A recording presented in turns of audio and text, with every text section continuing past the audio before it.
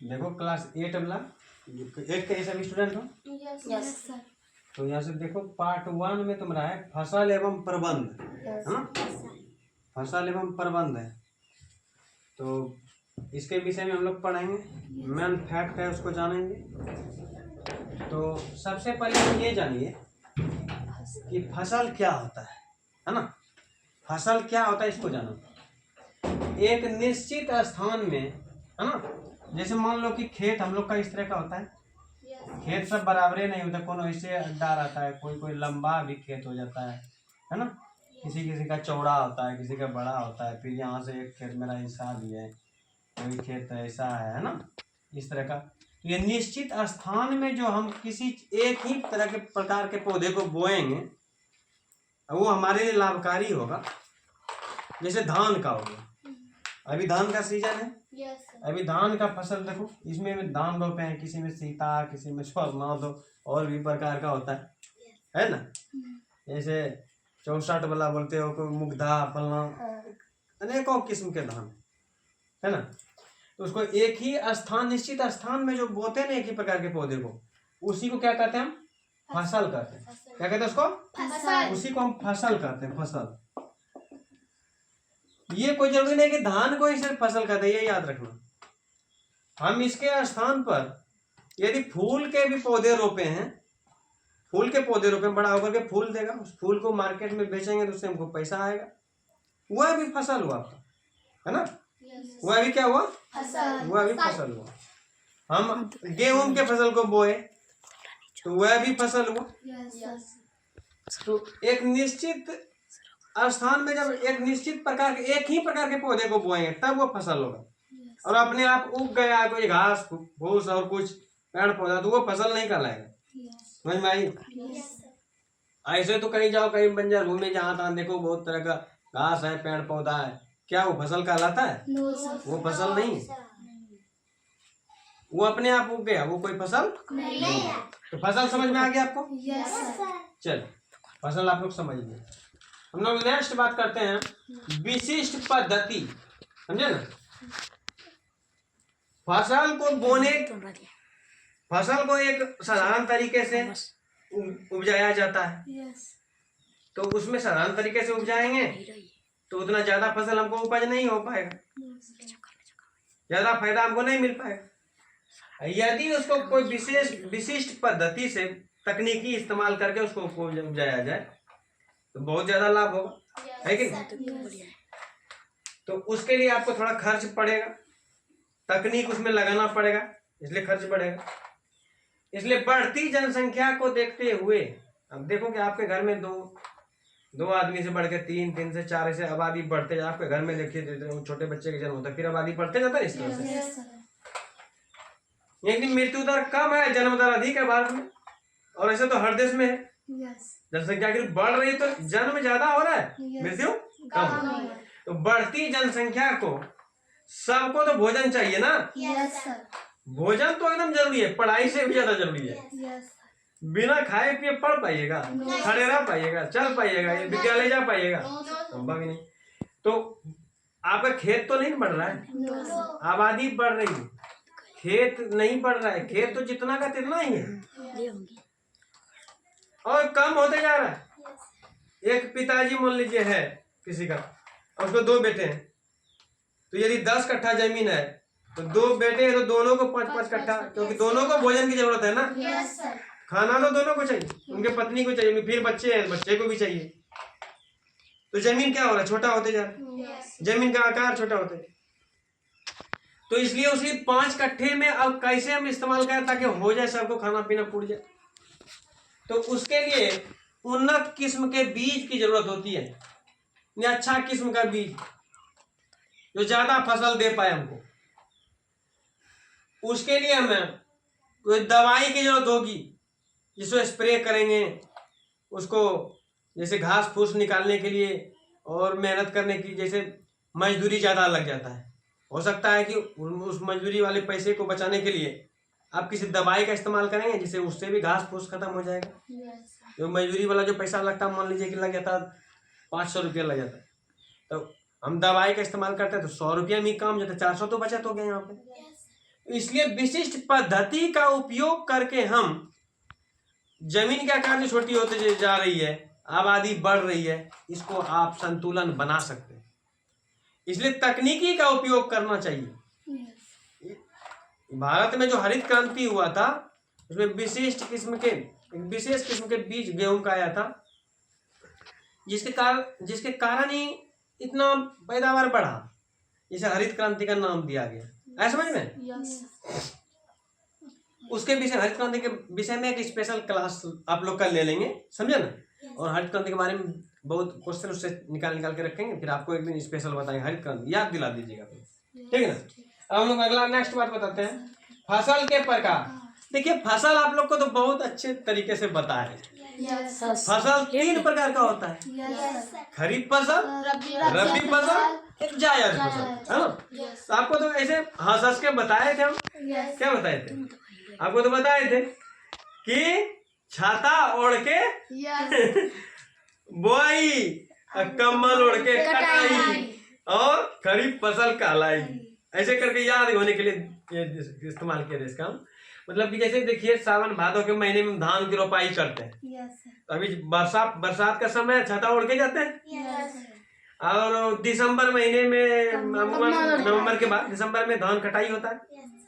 तो इस वक्त में, इस सीजन में जो भी फसल गर्मी दिन में बोके जाड़े के दिन में काटते हैं ना, इसके बीच में जो भी फसल होगी, ज्यादातर तो अपने बिहार में धान की फसल इस टाइम में बोया जाता है।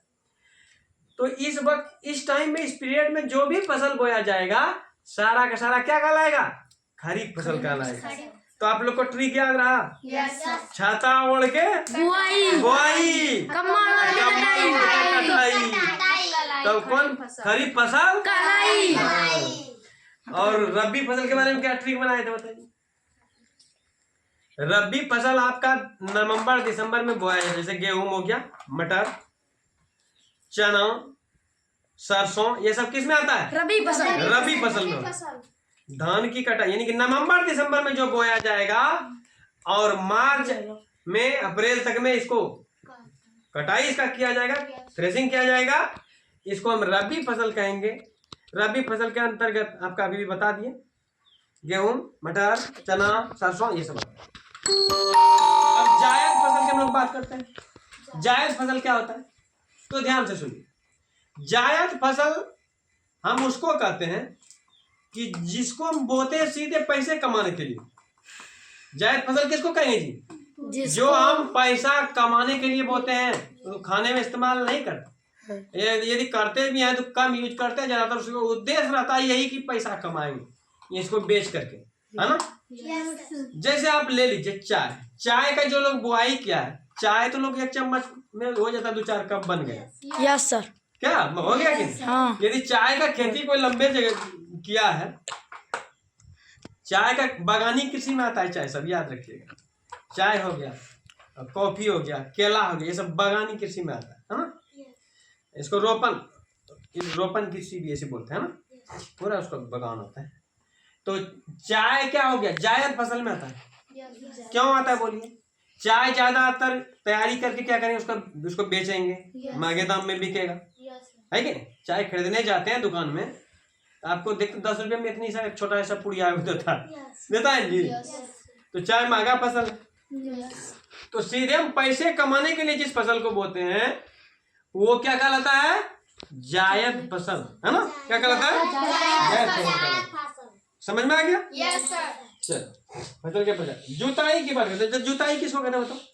मिट्टी को उलटना पलटना की प्रक्रिया को जुताई कहते हैं। बहुत बढ़िया, बच्चा सब तो ट्रेंड है।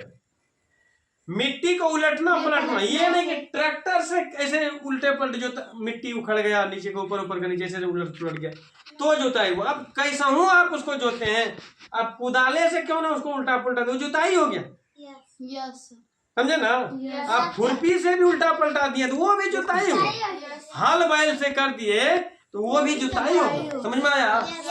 इसका कोई निश्चित पैमाना इसका नहीं बंधा हुआ है, इसका कोई निश्चित पैमाना नहीं है। मिट्टी से उलटना पलटना ही आपका जुताई कहलाता है, इतना ध्यान में रखिएगा। जो समझाते जा रहे हैं याद ऐसे रटोगे तो कुछ नहीं कर पाओगे। अभी हम वीडियो में बता देते हैं, लेकिन तुम समझ लोगे तो इतना हम विश्वास दिलाते हैं, तुम समझ लोगे ना तो तुम्हारे मेन मेमोरी में जाके बैठ जाएगा, तुम फिर भूलोगे नहीं। वर्क बनाने के लिए सिखाइए रहे, तुम्हारा अपने आप मेमोरी बिल्डअप होते जा रहा है, तुम एकदम स्ट्रांग हो जाओगे। एक दबा देते हैं तुमको, समझ गया? इसलिए समझ के कोई भी चीज पढ़ो। और देखो सब पॉइंट हम बनाए, पीपीटी बना करके तुम लोग को इसे सिखाते जाएंगे इसी तरह। अब आप लोग ध्यान से सुनिएगा, बैठ जाइए। जूता ही हो गया। बुआई की बात करते हैं हम। देखो नमी युक्त भूमि में, है ना, बुआई किसको कहते हैं? नमी युक्त भूमि में। नमी युक्त मतलब क्या हुआ? ऐसे बोलते हैं खेत में हाल नहीं है भाई, यानी मिट्टी उसका सूख गया है। हम अपने भाषा में बोल रहे हैं, खेत में कहते हैं हाल नहीं है, इसका मतलब कि मिट्टी सूख गया है। उसमें बीज यदि मिट्टी में डालेंगे तो वो गाछ नहीं आएगा। यदि मिट्टी में नमी है, थोड़ा गीलापन है, थोड़ा सेमा हुआ है, तो उसमें बीज जो मिट्टी के नीचे दबा देते हैं ना, कुछ दिन में देखिए अंकुर आएगा उसमें, उसे छोटा सा कोमल सा एक नन्हा सा पौधा निकलेगा। वो धीरे धीरे धूप लगेगा, हवा लगेगा, थोड़ा पानी बारिश का मिलेगा, ये सब और बड़ा हो जाता है कि नहीं? चना सब जो बोने का दिन आने वाला है, कुछ दिन के बाद हो जाता है ना। फिर उसमें फूल आता है, फिर उसमें फल आता है। कि बताओ कितना धीरे धीरे उसका विकसित हो गया वो। तो लेकिन उसके पहले क्या हुआ? मिट्टी के नीचे उसको दबाना पड़ा। मिट्टी में नमी होनी चाहिए तभी तो वो पौधा आएगा। मिट्टी में नहीं रहती है नमी, कहते हैं कि भाई बोए थे लेकिन मेरे खेतों में हाले नहीं था तो गाछ आया ही नहीं। कहीं कहीं आ गया, जहां जहां थोड़ा सेमा हुआ था। तो इसलिए नमी युक्त मिट्टी का होना जरूरी है यदि बीज की बुआई करते हैं तो, है ना? इसलिए नमी की होना जरूरी है। अब हम लोग बात करेंगे पोषक तत्व की। पोषक तत्व जो होता है ना कार्बनिक और कार्बनिक रूप में। देखिए एक रासायनिक खाद का आजकल ज्यादा लोग यूज कर रहे हैं। रासायनिक खाद का ज्यादा यूज करने से हमारी मिट्टी और पानी दोनों गंदा होते जा रहा है। मृदा प्रदूषण हो रहा है, जल प्रदूषण, ये दोनों हो रहा है। मृदा मतलब मिट्टी होता है, जानते हो ना आप लोग? Yes sir. मृदा मतलब मिट्टी, एकदम जानते हो। मिट्टी को इंग्लिश में क्या कहते हैं? सॉइल कहते हैं। मिट्टी को सॉइल पोल्यूशन, है ना? इसको क्या बोलेंगे? मृदा सॉइल पोल्यूशन, इंग्लिश में कहेंगे सॉइल पोल्यूशन। आप बताइए कि जिस खेत में आप धान बोए हैं, तरह तरह का दवाई छीटेंगे, उसमें ये खाद यूरिया सब तो बहुत नुकसान कर रहा है, जमीन को बर्बाद कर रहा है ना? लेकिन लोग क्या करता है कि देखता है कि आज धान हरा भरा ज्यादा हो गया, वृद्धि हो गया उसमें, इसलिए तुरंत लाभ लेने के लिए लोग इस्तेमाल कर रहा है। मैं भी कर रहा हूं, लेकिन सोच रहे हैं कि यूरिया का इस्तेमाल कम करें। हम तो कम कर दिए, बिल्कुल नहीं करते, क्योंकि किताब में जो पढ़ते हैं हम सोचते हैं कि हम ही गलती करेंगे तो और सब लोग क्यों क्या कम सुधारने का या सलाह देंगे, बोलिए। इसलिए रासायनिक दवाई का भी प्रयोग लोग कर रहे हैं बहुत। जैसे कीटनाशी दवाई का प्रयोग करते हो आप फसल पर, तो ये जरूरी नहीं कि फसल के ऊपर में रहा, वो तो मिट्टी पर भी गया ना। उसका स्प्रे जो किया तो मिट्टी के पर गया। मिट्टी में पानी है, पानी बहते हुए कहाँ गया? और जगह गया, नदी में गया। तो वहां जो जीव जंतु है, जलीय जीव, उसको भी नुकसान हुआ। ये पीने के काम में जो लोग लाया उसको, वहां भी इफेक्ट, तरह तरह की बीमारियां नई नई जो हो रही है, वो रासायनिक पदार्थों के उपयोग प्रयोग करने के कारण हो रही है। ये बात ध्यान रखिएगा।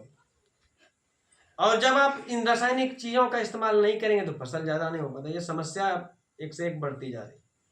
फिर भी सरकार इसके और कदम उठा रहा है, इस पे कंट्रोल करने के लिए क्या किया जाए। वैज्ञानिक लोग इस पे काम कर रहे हैं, समझ गए ना? अब देखिए आगे क्या होता है। तो चलिए, उसमें भी कुछ रासायनिक खाद ऐसे हैं जो कि हमें कम नुकसान पहुंचाता है। उसका इस्तेमाल करेंगे तो उतना ज्यादा नुकसान नहीं उसका करना चाहिए। पढ़िए, समझ बूझ। पोषक तत्व की बात हम लोग किए अभी। हमको प्रयोग करना चाहिए और रासायनिक खादों की नहीं, कार्बनिक खादों की करना चाहिए। हम अपनी तरफ से ये बता रहे हैं, बताने के लिए छूट गया था। कार्बनिक खाद का जैसे गोबर हो गया, सड़ा हुआ गोबर है, उसका खेत में इस्तेमाल कीजिए। उससे कोई नुकसान नहीं होगी। उससे कोई न मृदा प्रदूषित होगी, न ही जल प्रदूषित होगी, न ही उससे उगाए हुए फसल से आप जो खाएंगे आपको भी बीमारी कम होगी, बीमारी से बचेंगे आप, समझ गए ना?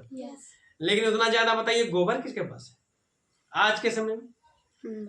अब तो गैस सबका यूज सब लोग कर रहे हैं। Yes sir. सारा लोग गैस पे भोजन बना, है कि नहीं? Yes sir. और मतलब कि गोबर का इस्तेमाल करता है तो मान लीजिए गौठा के रूप में करता है, यस सर। तो वो तो राख हो गया, उससे ज्यादा कोई खास फायदा नहीं। वैसे कर रहे हैं। इसलिए लोग क्या करता है, जानवर भी ज्यादातर लोग पालता है, नहीं पालता, नहीं के बराबर। पहले की तुलना में देखो, अभी गांव में गिनती करोगे तो जितना पहले था अभी है, हमको लगता है कम गया है। नहीं। कम गया है कि नहीं कम गया बताओ? कम गया। क्योंकि ज्यादातर लोग बाहर कमाने के लिए गया, यहाँ उसकी पत्नी सब रहती है, तो यहाँ जानवर सब उतना नहीं कर पाते, कहते बाहर से पैसा कमाइए, इसलिए इसी कारण से कम थे, ज्यादा कम हो रहा है। क्योंकि वो रहेगा जानवर तब तो गोबर है, गोबर क्या कहीं से तुम खरीद के थोड़े ना वो लाओगे, 2 केजी 5 केजी से नहीं हो जाएगा ना।